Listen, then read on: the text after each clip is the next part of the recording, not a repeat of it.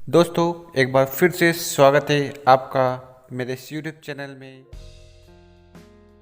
Good morning दोस्तों। क्या आप जानते हैं कि आप महीनों तक सप्लीमेंट देते रहते हैं, हजारों रुपए खर्च करवा देते हैं, लेकिन फिर भी मरीज को पूरा रिजल्ट क्यों नहीं मिलता?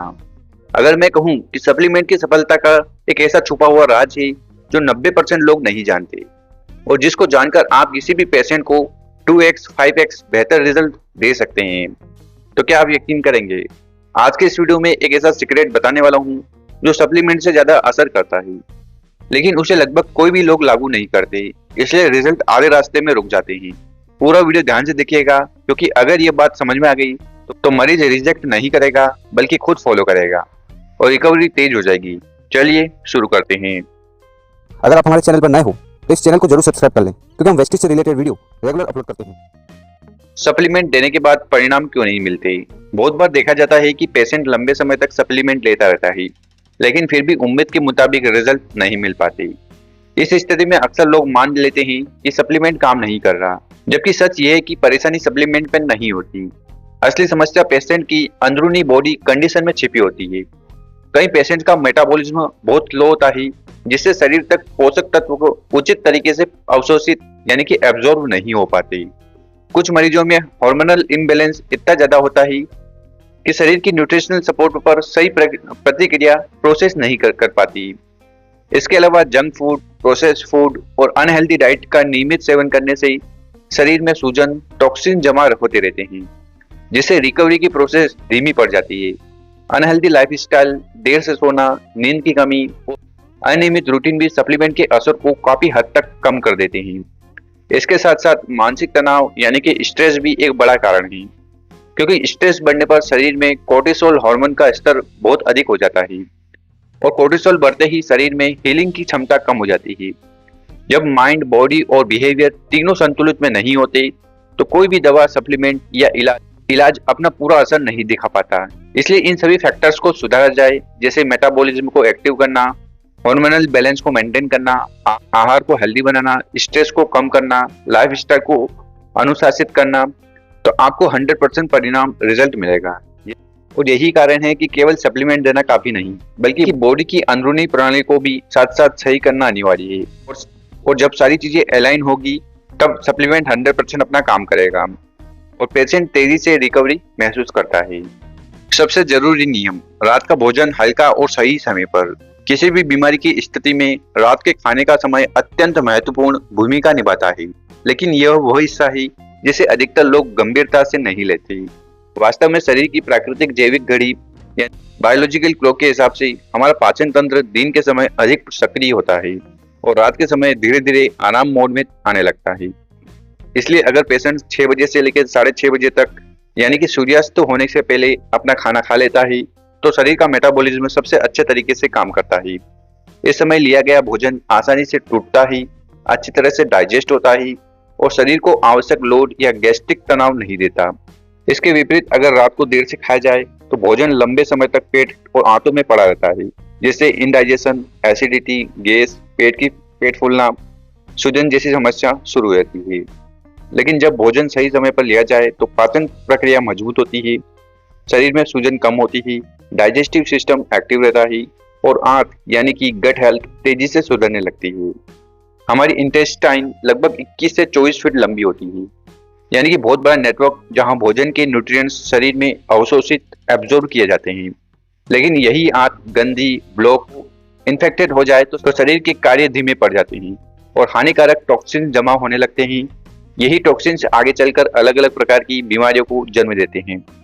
प्राचीन आयुर्वेदिक, नेचुरोपैथी और आधुनिक गट रिसर्च सभी इस बात पर पुष्टि करते हैं कि 70% से लेकर 99% बीमारी की शुरुआत पेट और आंत की गंदगी, एसिडिटी, लीकेज और ब्लॉकेज से होती है।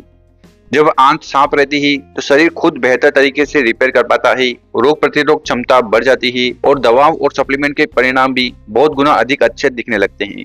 इसलिए किसी भी बीमारी की रिकवरी में सप्लीमेंट्स, दवाओं और इलाज के साथ साथ सही समय पर भोजन करना भी उतना ही आवश्यक है। अगर ये आदत लागू कर दी जाए तो मरीज में बदलाव केवल शारीरिक नहीं बल्कि मानसिक, भावनात्मक और ऊर्जा स्तर पर भी दिखने को मिलते हैं। प्राणायाम, योग और सप्लीमेंट का 100% रिजल्ट।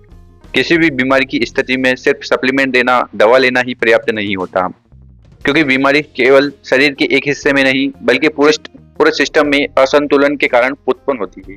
इसलिए उपचार का असली उद्देश्य सिर्फ बीमारी का दबाना नहीं बल्कि बीमारी को अंदर से अलाइन करना ही, उसकी प्राकृतिक हीलिंग क्षमता को जगाना ही और पूरे माइंड बॉडी सिस्टम को बैलेंस में लाना होना चाहिए। यही कारण है कि हर पेशेंट को सप्लीमेंट के साथ साथ प्रतिदिन प्राणायाम और मेडिटेशन करने की सलाह देना बेहद जरूरी है। प्राणायाम न केवल श्वास प्रणाली को नियंत्रित करता है बल्कि ऑक्सीजन की सप्लाई को बढ़ाकर शरीर के हर सेल को ऊर्जा प्रदान करता है।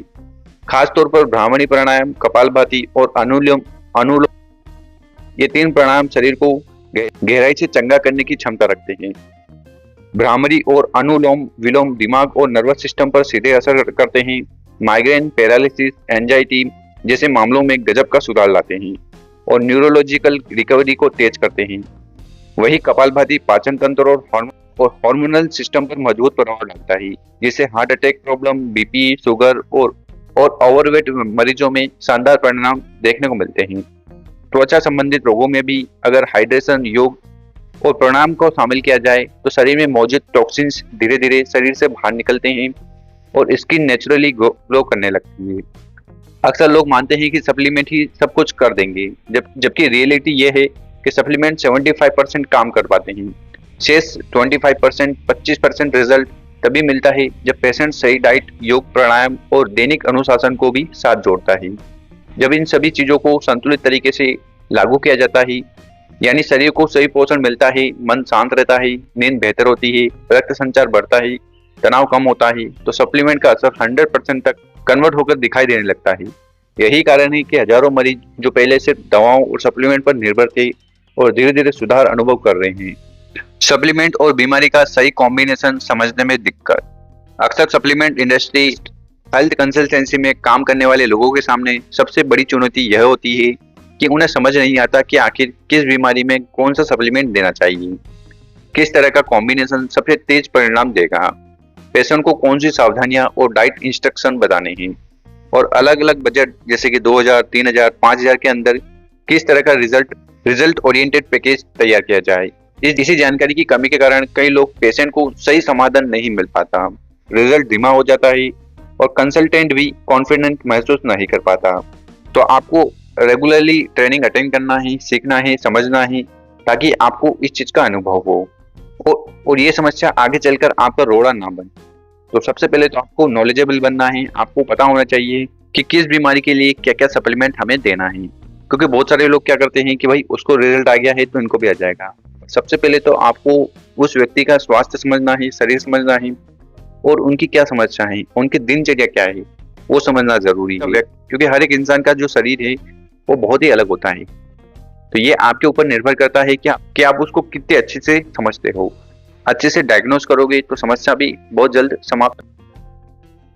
तो उम्मीद है जो जानकारी हमने आपको दी है वो पसंद आई होगी, समझ में आई होगी। अगर आपको जानकारी अच्छी लगी हो तो वीडियो को लाइक करें, चैनल पर नए हो सब्सक्राइब करें और उन लोगों के साथ इस वीडियो को जरूर शेयर करें जो अक्सर कंफ्यूज रहते हैं, जो लोगों को सप्लीमेंट देते हैं पर रिजल्ट नहीं मिल पाता। तो उनको बताइए कि आपको ये ट्रिक्स और जो टैक्टिक्स है ये आपको अपनानी है जब आप किसी से कंसल्ट कर रहे हो, किसी को सप्लीमेंट दे रहे हो। धन्यवाद।